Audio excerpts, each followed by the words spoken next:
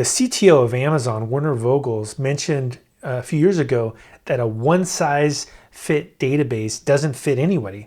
And what he means by that is that databases have several different characteristics depending on what kind of problem you're solving. For, let's say, a banking operation, maybe a transactional database, a traditional relational database would be a great fit because everything is consistent.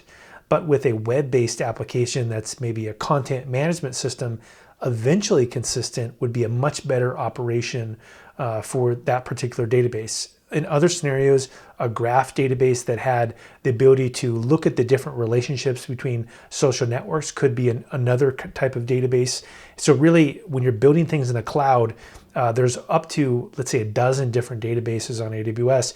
It's your choice to pick the right database for the right task at hand, and just one database by itself may not be the appropriate solution.